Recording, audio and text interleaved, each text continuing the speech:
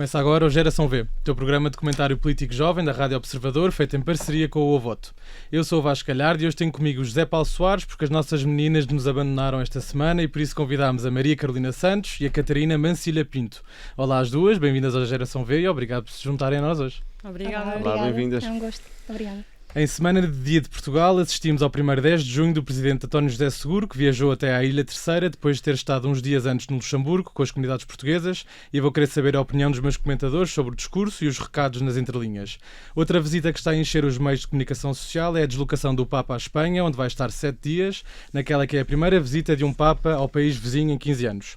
A imigração, a polarização e a violência contra as mulheres foram alguns dos temas que Leão XIV abordou nos seus discursos.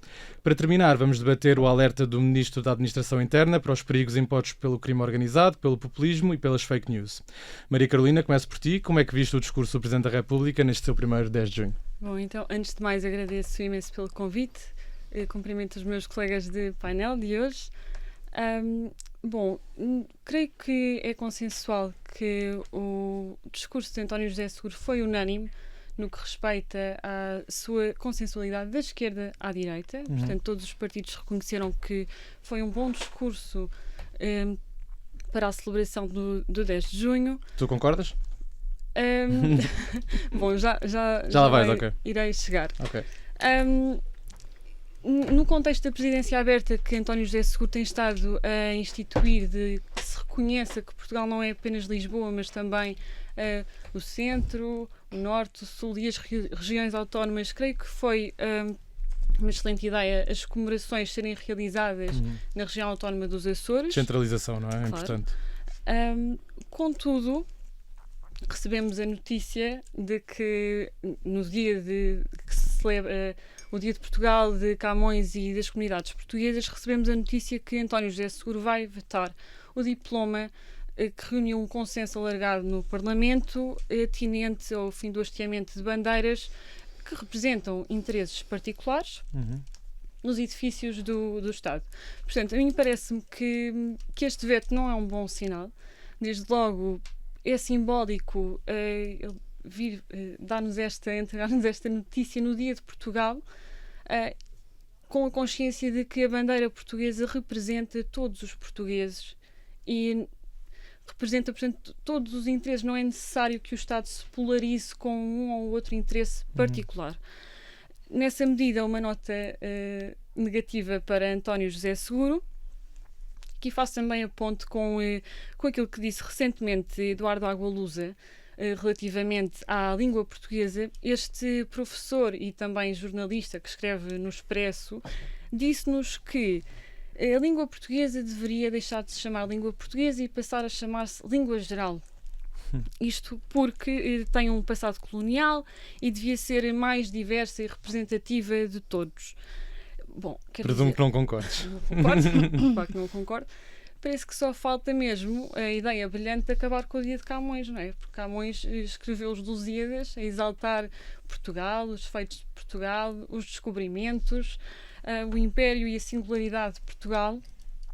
Creio que é uma pena que hoje em dia se conote o patriotismo e o amor à pátria como algo negativo, por vezes ligado, enfim, àquilo que designam de extrema-direita. Eu acho que o patriotismo, o amor à pátria, o amor ao nosso país, os nossos símbolos que representam a nossa história, devia ser algo que fosse um common ground, um chão comum de todos os partidos, da esquerda à direita. Muito bem, Zé Paulo, na tua opinião, como é que viste a deslocação do nosso Presidente ao Luxemburgo e aos Açores? Antes de olhar para o discurso, sim, olhava para a escolha simbólica do Luxemburgo e dos Açores.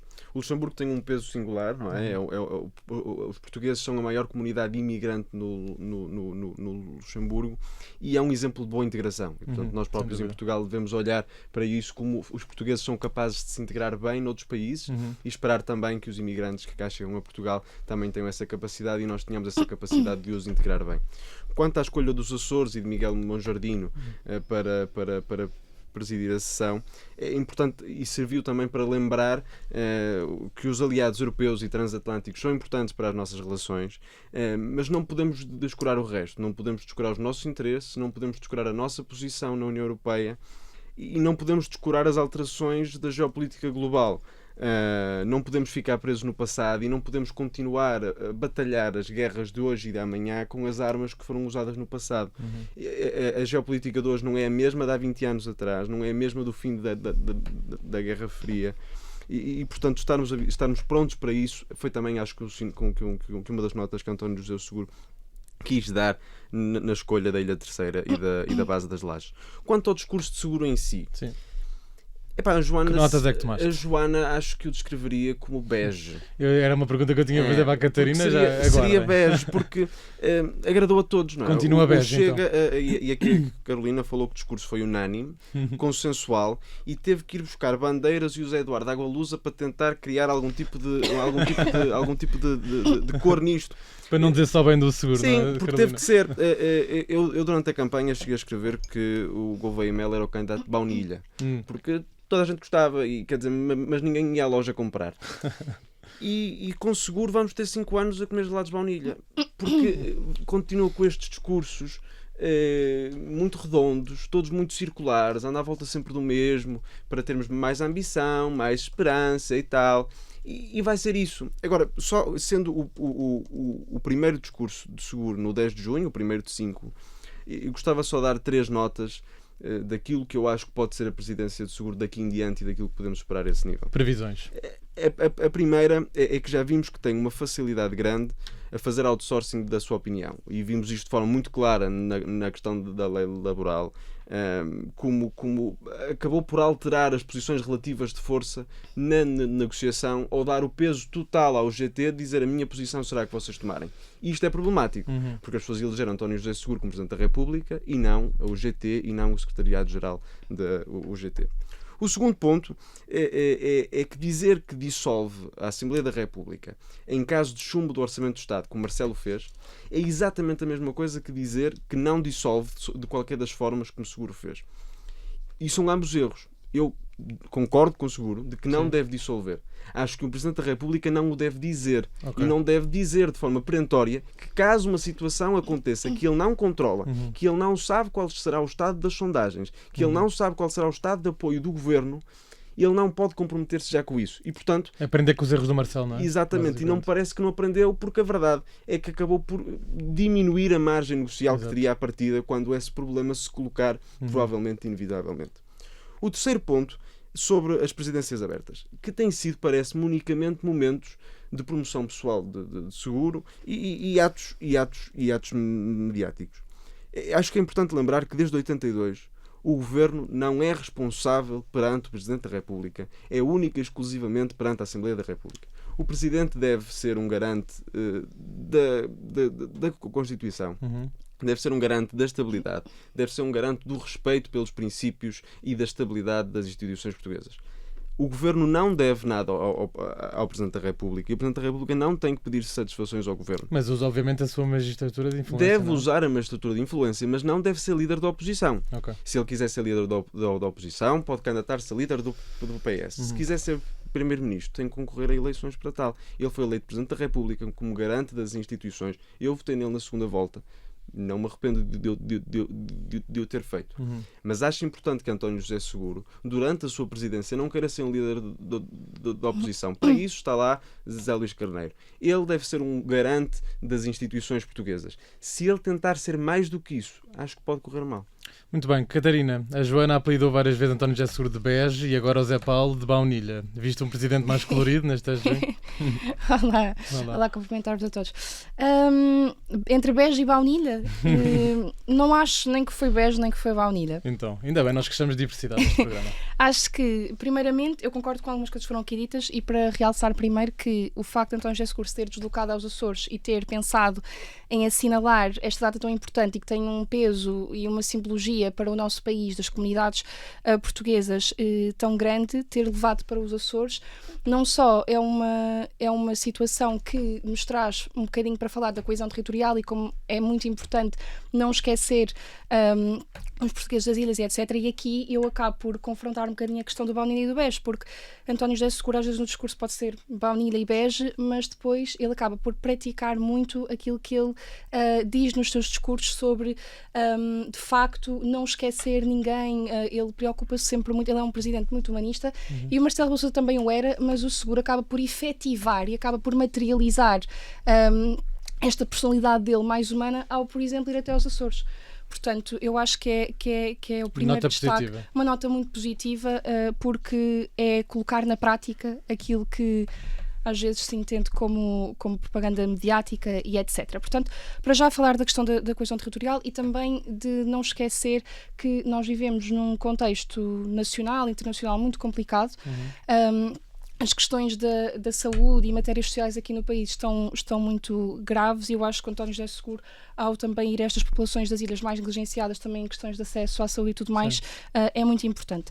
Em segundo, e sobre ser baunilha num sentido positivo neste caso, o facto de também ter sido nos Açores faz-nos levar um bocadinho para o que é a ocupação nas lajes por parte dos Estados Unidos da América e do que é a guerra no contexto do Médio Oriente. Tema tão badalado, não é, nos últimos tempos. Exato. E, por exemplo, aqui o baunilha do António José Seguro é muito benéfico, porque António José Seguro disse que até a guerra terminar não irá fazer grandes balanços nem reflexões críticas sobre, por exemplo, o que foi a autorização condicional dada por Portugal aos Estados Unidos da América, etc. E aí ele é bege num sentido muito positivo, que é, não vamos criar mais instabilidade. Há um problema grave a acontecer, Portugal faz parte da NATO, Portugal tem responsabilidades internacionais fazer parte da NATO e fazer parte da União Europeia. E não é uma altura de fazer essas alterações. E portanto, António José Seguro foi também responsável ao ser bege nessa questão, e também congratular Miguel Monjardim, o professor, por ter presidido, porque de facto também disse algumas palavras que também já foram aqui mais ou menos ditas sobre, agora também sobre o 10 de junho e o contexto nacional e internacional, que é nós temos responsabilidades internacionais, nós estamos neste contexto internacional, mas Portugal tem uma voz própria. E o dia 10 de junho e Camões também é exatamente para celebrar essa nossa voz própria. E o professor Miguel até trouxe uma frase que eu gostei muito, que diz: somos um país... Não, esta é, temos aliados, claro que sim, os Estados Unidos da América são nossos aliados. António José Seguro disse, Luís Montenegro também o disse, e é verdade, mas, tal como Camões e os surfistas de Nazaré, dependeremos primeiro de nós. E é isso que é o 10 de junho. Nós reconhecemos as alianças e nós estamos cá para as cumprir, conhecemos os limites, mas 10 de junho é Portugal, são os portugueses, são as comunidades. E também, ainda antes de 10 de junho, António José Seguro foi a Luxemburgo para reforçar que está atento e também está disponível para as comunidades portuguesas que têm tanto enfrentado várias complicações que os levaram também a emigrar. Portanto, saudar aqui António José Seguro, bege onde foi preciso ser em relação às lajes. E baunilha. Também onde... Baunilha também, mas acima de tudo reconhecer que somos uma nação livre, não temos medo, e ele está cá como Presidente da República para dar a cara, e não se esquece de ninguém. Muito bem, Zé Paulo, querias replicar? Sim, gostava só de responder aqui duas coisas que disse a Carolina. A primeira, relativamente à questão de ser... Catarina, desculpa. Não, Catarina, desculpa. A questão, em primeiro, de ser humanista. A questão de ser humanista porque vai aos Açores e porque se preocupa com a coesão territorial. Marcelo foi o Presidente da República que mais viajou, que mais tempo teve com as comunidades portuguesas, e eu sempre fui crítico de Marcelo Rebelo de Sousa durante o seu mandato, portanto não tem problema em dizer que a esse nível Seguro está apenas a continuar o legado de Marcelo Rebelo de Sousa. E na questão do bege ou do baunilha, eu por princípio não tenho nada contra um Presidente da República agir como bege. Contra os discursos bege acho um bocado mais chatos. Mas em agir como bege acho ótimo. Aliás, acho que termos um Presidente da República menos interventivo que Marcelo Rebelo de Sousa seria ótimo, de certeza. E já se notou logo nestes primeiros meses de António José Seguro. Mas a questão é que o António José Seguro discursa bege e depois quer agir através das presidências abertas e quer agir de forma dissimulada e quer ser líder da oposição. E isso é que pode ser o problema. Eu não tenho nada contra que ele seja bege na sua ação. Aliás, ficaria muito contente se fosse. Catarina, concordas? Muito em 30 segundos? Não concordo. Eu disse que ele foi bege na questão de comentar ou não a ocupação das lajes dos Estados Unidos da América. De resto, ele não é bege, e num bom sentido, que é efetiva aquilo que que o marca como personalidade. Outra questão só rápida, sobre ser líder da oposição. António José Seguro não é líder da oposição. António José Seguro mas tenta. não tenta ser, reformulando, António José Seguro não tenta ser líder da oposição. Ele tem assumido um papel de Presidente da República interventivo e com alguma responsabilidade moral também, e acaba por dar a sua opinião, que se de facto é para criticar o governo, porque o governo não tem estado bem, é muito diferente do que ser líder da oposição. Acredito mesmo que António José Seguro irá também elogiar e tecer alguns aspectos positivos em relação ao governo quando isso se verificar e quando muito nós bem. observarmos tal coisa. Até à Só data não creio que isso não observamos. é competência do governo, não é competência de Belém, porque Belém deve preservar as instituições, não deve ser um fator de oposição a São Bento. Vamos esperar para ver como é que António José Seguro vai proceder. Vamos agora abordar o alerta de Luís Neves, Ministro da Administração Interna, que destacou as principais dificuldades vividas por Portugal. Zé Paulo, quais são, segundo o Ministro? O Ministro falou sobre vários temas, não é? Anda muito interventivo, não é? Anda muito interventivo, sim. Eu deparei-me com as declarações do Ministro ao ouvir o Miguel Morgado na segunda-feira, que de forma bastante irritada dizia que ele não é Primeiro-Ministro e se quiser ser tem que ir a votos. E eu percebo, o Ministro é Ministro da Administração Interna e deve preocupar-se com o crime organizado, com o tráfico e como Portugal sendo uma porta de entrada para o tráfico na Europa, deve-se preocupar com os incêndios que vão acontecer no verão, deve-se preocupar com o Ciresp e com os problemas que tivemos nas últimas semanas e se calhar, se correr bem o verão, poder já começar a pensar nas cheias que vamos ter em dezembro. Pois. E se calhar preocupar-se com isso mais do que com as fake news, se calhar é interessante para o Ministro da Administração Interna. Claro que as notícias falsas devem ser uma razão de preocupação de todos nós, mas não lhe compete a ele falar sobre isso, ou não lhe compete a ele preocupar-se quanto a isso. E depois de falar do crime organizado no Brasil e do PCC, dizer que o Brasil era o exemplo no combate às fake news, não percebo muito bem de onde é que aquilo vem. O Ministro tem feito um combate às percepções no caso do crime e no caso da imigração. Mas eu acho que também é competência do Ministro perceber qual é a razão das percepções. E porquê é que os portugueses percepcionam que há mais crime? E porquê é que o Presidente da Câmara do Porto, nas últimas semanas, teve exatamente que falar sobre isso, de que as suas gentes percepcionam que há mais crime na cidade do Porto? Se calhar compete ao Ministro também perceber de onde é que vêm as percepções. E só dar a última nota de que o Ministro tem falado bastante ao longo das últimas semanas. A sabedoria popular diz que pela boca morre o peixe. E se calhar este Ministro está fadado a morrer por aquilo que diz. Catarina, como é que viste as críticas do Ministro no geral e principalmente à comunicação social? As críticas, se calhar havia as faltas de críticas na relação de quando foi confrontado Luís Neves pelo populismo e estas fake news. Houve uma pergunta que fez relação também com o facto de atualmente o Governo e maioritariamente o PSD estabelecer alguns acordos de forma mais informal ou não com o Chega, que é um partido bastante populista, como sabemos. E Luís Neves até acabou por ser muito...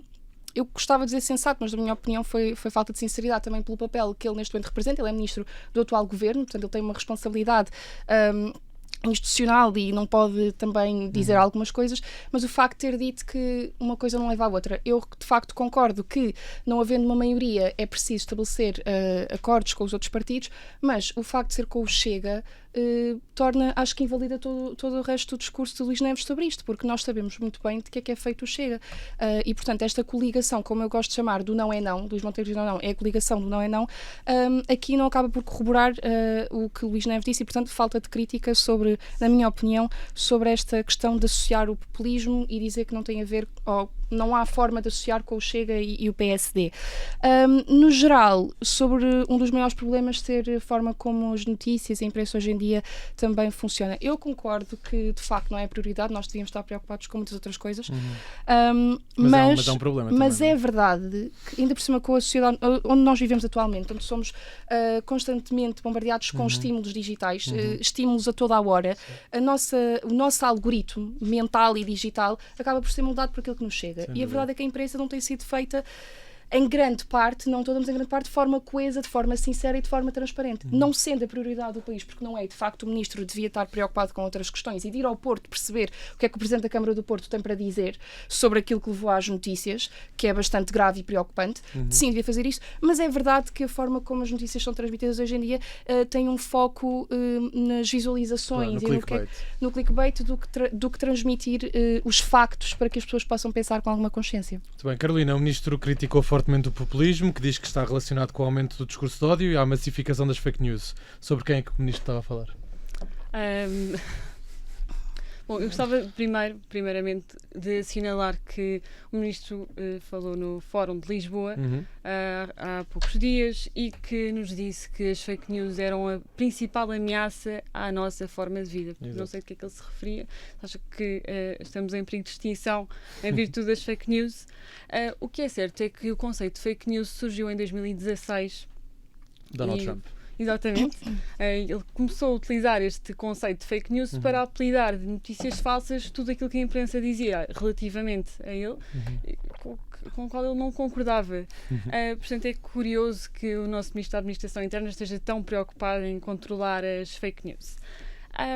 Eu queria lembrar que o Ministro da Administração Interna, enquanto diretor da Polícia Judiciária, nos disse várias vezes que não havia nenhum aumento da criminalidade, que a desinformação e as notícias falsas geravam uma falsa percepção de insegurança e que, enfim, era falso que o aumento da criminalidade pudesse estar de alguma forma relacionado com aqueles anos de imigração descontrolada. Podemos lembrar daquilo que gerou no nosso país a mera manifestação de interesse para a entrada desregulada de imigrantes no nosso país, que fez com que entrassem muitos imigrantes sem qualquer controle de registro criminal. Tanto mais que entraram alguns membros do PCC. Sim. O que é certo é que o relatório anual de segurança interna, o RASI, nos diz que as prisões portuguesas estão sobrelotadas e era algo que já não acontecia há muito tempo no nosso país. Que as violações em Portugal atingiram máximos históricos. Portanto, eu pergunto-me se não é o próprio Ministro da Administração Interna que tem vindo a espalhar fake news relativamente à questão Gostava depois de responder a isto, só. da criminalidade. Portanto, também indo de encontro àquilo que referiu o João Pedro. Eu Zé Paulo. Zé Paulo, peço desculpa. É JP, não é mesmo? Exato. Eu creio que é importante que o Ministro da Administração Interna se foque naquilo que é o seu trabalho, que consiste em garantir a segurança das estruturas do Estado, garantir a segurança nacional, que se foque também naquilo que vai ser a época de incêndios e que resolva o problema do Ciresp, ou que pelo menos seja aqui uma força coadjuvante. E, por fim, gostava de lançar aqui um apelo ao Ministro da Administração Interna, que está tão preocupado com o populismo e as fake news. Sim. E nós sabemos que o populismo não é um fenómeno novo, não surgiu há meia dúzia de anos, é estudado já há muito tempo. Eu gostava de deixar aqui o seguinte desafio. Já que, supostamente, as falsas percepções de insegurança decorrem da desinformação, gostava de desafiar o Ministro da Administração Interna a dar-nos os dados atinentes à nacionalidade e à naturalidade das pessoas que cometem crimes. Creio que Que seriam... esses dados são vedados, não é? Ou não? Sim, neste momento não temos não acesso. tem, o Governo diz que não tem controlo acerca desses dados. Também não se pode dizer a nacionalidade ou a naturalidade de quem cometeu um determinado crime, porque isso é automaticamente conotado como discurso de ódio, não é? E populismo. Enfim. Zé Paulo. Sim, gostava de responder a esta questão da imigração e da criminalidade. Dos estudos que conhecemos, empíricos, sobre a relação entre imigração e criminalidade, não existe causalidade entre ambas e os estudos existem para vários países, para várias sociedades. Quanto à questão dos dados, acho importante que tivéssemos esses dados e aí estou completamente de acordo.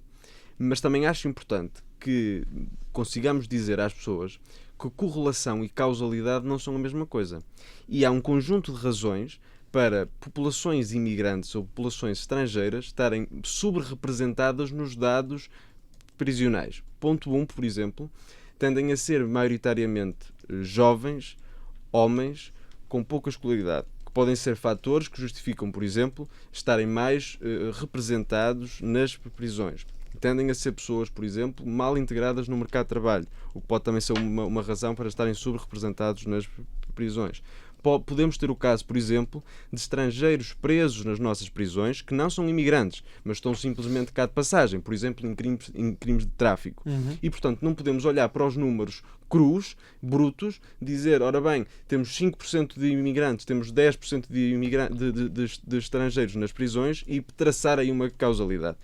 A causalidade empírica de estudos passados noutros países prova de que, aparentemente, não existe qualquer tipo de causalidade entre imigração e criminalidade, e isso é importante. E podemos dizer isto ao mesmo tempo que dizemos que é importante que os políticos se preocupem com as percepções, porque são as percepções que no fim vão levar as pessoas a votar e são as percepções que no fim levam as pessoas a sentir seguras ou inseguras na rua. Quer dizer alguma coisa muito rápido, Catarina? Muito rápido. A questão também, aqui a Carolina, a questão das fake news também veio muito pelos Estados Unidos terem considerado que o Comando Vermelho e tudo mais passavam a ser não só organizações de crime organizado, mas também terroristas. E o que ele explicou, de facto, é que há uma diferença, é que no crime organizado o fim é a obtenção de lucro de forma ilegal. Uma organização terrorista normalmente é motivada, tem uma força motriz motivada por ideologia, política, são coisas diferentes. E veio também daí muito o conceito de fake news.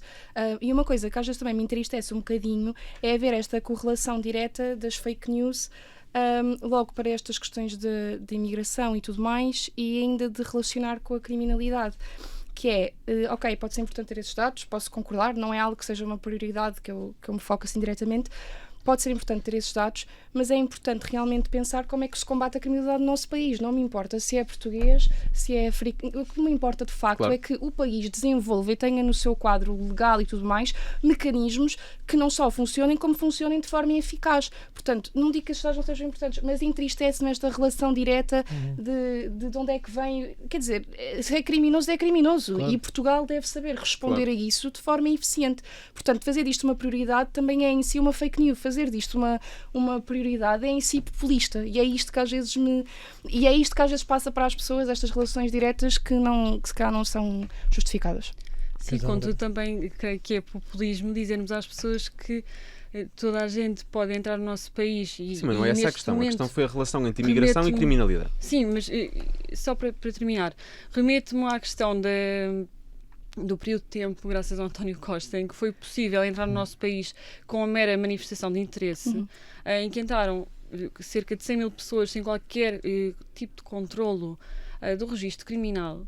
E neste ponto, portanto, eu concordo com aquilo que vocês disseram. De facto, a criminalidade não é um problema que decorre apenas de um determinado povo. É algo que estruturalmente temos no nosso país e que é necessário controlar a criminalidade como um todo. Creio que é importante que fique claro que é importante regularmos a imigração, temos políticas de imigração controladas e que isto não se transforme numa república, enfim, das bananas completamente descontrolada, sem haver um controle acerca das pessoas que entram no nosso país. Muito bem, saindo agora de Portugal, viajamos até aos nossos vizinhos espanhóis, que saíram em grande número para receber a visita do Papa Leão XIV. Carolina, ainda conhecemos pouco deste Papa, o que é que achaste da visita? Eu gostei muito do discurso do Papa. Houve alguns críticos de esquerda, uma minoria de esquerda, que entendeu que o Papa não devia discursar ao Parlamento espanhol. Creio que foi uma excelente iniciativa. Não sei se já tiveram a oportunidade de ouvir o discurso do Papa. A Catarina não faz parte da minoria de esquerda, que não gostou. Está aqui a concordar. Não, sim, concordo. Sim. Bom, o que é que queres destacar do discurso? Em primeiro lugar, creio que no fundo o Papa fez um discurso para o legislador, estando consciente das pessoas que estavam a ouvir. Eu creio que todos os legisladores de todas as latitudes do mundo deviam ter a oportunidade de ouvir este discurso. Foi no fundo uma espécie de workshop para o legislador. O Papa levou à reflexão e suscitou esta questão de que qual é que é a concepção da pessoa humana que o legislador tem. E deu nota de que a concepção de dignidade da pessoa humana não pode ficar sujeita a maiorias. É algo que existe apenas pelo facto da pessoa ter nascido, e que existe a dignidade da pessoa humana, existe desde a concepção. Assinalou também que a grandeza de uma civilização se demonstra e se vê pela capacidade de proteger as formas de vida mais frágeis, e referiu nomeadamente a vida intrauterina. No momento em que já se atingiram tantos direitos, tantas conquistas civilizacionais, tantos direitos das minorias, devidos e merecidos, nomeadamente consagraram-se direitos para os animais, eu creio que seria importante, e que este discurso do Papa pode novamente levar o legislador e pode levar-nos a nós como civilização a refletir acerca da importância da preservação da vida desde a concepção. E era esta a nota que queria deixar. Muito bem. Catarina, qual foi a mensagem mais importante para ti nestas intervenções de Leão XIV? Nas intervenções e na visita também no geral? Também. Sim, é o que tu quiseres. A mensagem mais importante, ou melhor, começando por falar da viagem e da visita ao Palácio Real, onde aqui o Papa instou à classe política a perderem um bocadinho as narrativas e os discursos de ódio e que dividem as pessoas, promovendo aqui também o diálogo e a humanidade. Isso é uma coisa que eu queria destacar. E queria também destacar a visita de hoje do Papa às Canárias, sobre também o combate que tem sido uma resposta global e coordenada ao desafio migratório, porque o arquipélago das Canárias é uma área que sofre uma pressão enorme migratória, e o Papa fez essa visita com o Papa Francisco queria muito fazer também, o Papa exatamente, Francisco e portanto quero também muito destacar esta visita, que penso que foi hoje ao arquipélago das Canárias. Também do que é a renovação da fé. O Papa, Espanha tem registado uma diminuição na prática religiosa no geral, mas abrangerá com certeza o catolicismo, e acabou por celebrar uma missa para mais de 1 milhão de fiéis. É verdade. E acho que isso é muito importante. Apelou também aos jovens a que encontrem a fé no que é o contexto atual da sociedade. Eu não estou a falar sobre isto, eu não sou propriamente religiosa, portanto quer dizer que falo aqui de uma forma bastante imparcial. Este apelo do Papa a encontrar a fé vai muito além, e é isto que o Papa transmite, e que eu gosto muito e que estou a gostar muito nesta viagem. Vai muito além do que representa a Igreja, a religião em si, mas é encontrarmos aqui alguma fé e esperança no que tem sido o contexto atual da sociedade, e acho que o Papa tem transportado isso muito bem e tem conseguido falar para crentes e não crentes, e acho que isso é muito importante. Quanto àquilo que a Carolina nos trouxe, para mim é sempre uma infelicidade quando trazem a questão da vida intrauterina e tudo mais, porque eu acho que essa é uma discussão que tem sido debatida já há muitos anos. O Chega e o CDS e alguns partidos mais conservadores parece que, em vez de se focarem naquilo que é importante, estão sempre mais preocupados ou com a classe LGBT ou com o aborto e tudo mais. Isso é uma decisão que, na minha opinião, é das mulheres. Deve cumprir alguns requisitos, algumas condições que podem, de facto, pôr em causa a dignidade humana e do feto, mas acho que isso está estabelecido aqui em Portugal. Nós até somos um dos países, em relação à Europa, que temos as semanas muito mais reduzidas para poder proceder a essa intervenção. Portanto, para mim é um tema que não é um tema, e muito menos o instrumentalizo através do Papa e de tudo o que ele pode trazer. Zé Paulo, foi um sucesso esta visita? Sim, foi um enorme sucesso. Tenho só pena de ter sido terceiro a falar, porque eu ia fazer a previsão do que a Carolina e a Catarina ia dizer, e acertei. Ia acertar, porque era evidente que a Carolina ia falar sobre a questão da eutanásia e do aborto, era evidente que a Catarina ia falar sobre a questão da biodiversidade e da imigração. Eu acho que isso, se calhar, é o bom deste Papa, não é? Porque tem sido capaz de agradar a ambas as fações, e numa igreja que por momentos pensou que estava perto de um cisma, e isso pode ser importante. O Papa foi recebido em Espanha quase como uma rockstar, com uma missa com mais de 1 milhão de pessoas, com o golaço da igreja de Madrid no Bernabéu, e com um discurso que no Parlamento foi aplaudido da esquerda à direita. E mesmo para um não crente como eu, a imagem que o Papa passa é sempre uma imagem de emoção e é emotivo ver aqueles vídeos, aquelas imagens daquilo que se passou em Espanha e uma força de esperança para todos os crentes e os não crentes. E, portanto, representa valores de dignidade humana, de humanismo e numa espécie de figura transnacional, e isso é importante. Só dar uma última nota relativamente à última encíclica e à primeira encíclica que o Papa escreveu. Magnífica Humanitas, que ainda não tive a oportunidade de ler, já tive a oportunidade de comprar, ainda não tive a oportunidade de ler. É agora nas suas férias. Mas que de certa forma parece que dá um novo olhar sobre a doutrina social da Igreja, que começa com a Rerum Novarum, em 1891, com o Papa Leão XIII, e se calhar agora percebemos a escolha do nome Leão XIV, esta ideia de que estamos perante uma nova revolução, que depois da Revolução Industrial temos esta revolução da inteligência artificial, e a Igreja não pode ficar atrás desta discussão dos valores morais, porque a verdade é que, por mais que nós queiramos e devemos discutir o impacto que a inteligência artificial terá nos nossos trabalhos, terá nas nossas vidas, também há questões morais que devem ser discutidas quando discutimos os impactos que a inteligência artificial tem. E o Papa poder também marcar este discurso com a visão da doutrina católica é importante, e é importante que o Papa comece por marcar este tom. Muito bem, está feito o programa de hoje. Obrigado aos meus comentadores, Catarina Mancilha Pinto, José Paulo Soares e Maria Carolina Santos. Até à próxima. Obrigado. Obrigada. Até à próxima. Até à próxima. O Geração V é uma parceria entre o Avoto e a Rádio Observador. Podes ouvir-nos na rádio, em podcast e ver-nos em vídeo no YouTube. Eu sou o Vasco Galhardo. Muito obrigado por estar desse lado. Tudo a correr bem e até para a semana.